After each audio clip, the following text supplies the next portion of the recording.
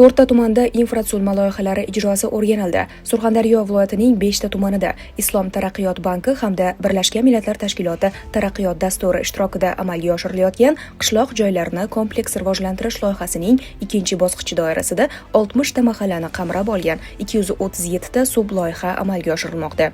Bugun Surxondaryo viloyat hokimi Ulug'bek Qosimov Muzrabot, Angor va Sherobod tumanlarida mazkur xalqaro loyiha doirasida olib borilayotgan ishlar ijrosini o'rgandi. Mas'ullarga tumanda tanlab olingan mahallalarda rejalashtirilgan tadbirlarning o'z vaqtida va sifatli bajarilishi yuzasidan axborot berildi. Viloyat rahbari mahallalar infratuzilmasini yaxshilash, aholi turmush darajasini oshirishga qaratilgan ushbu loyihalar ijrosini qat'iy nazoratga olish, shuningdek, jamoatchilik nazorati mexanizmlaridan samarali foydalanish zarurligini ta'kidladi. Mas'ullarga har bir loyihani belgilangan talablar asosida sifatli va o'z vaqtida amalga oshirishni ta'minlash yuzasidan tegishli topshiriqlar berildi.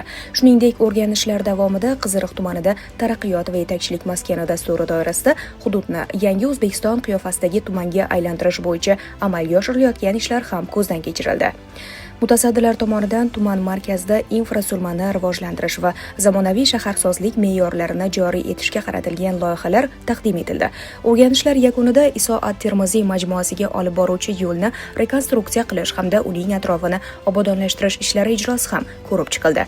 Mas'ullarga ishlarni jadallashtirish, sifatli amalga oshirish, shuningdek, ushbu yo'nalishda mahalliy va xorijiy sayyohlar oqimi ortib borayotganini inobatga olgan holda hududni zamonaviy ko'rinishga keltirish bo'yicha aniq vazifalar belgilab berildi.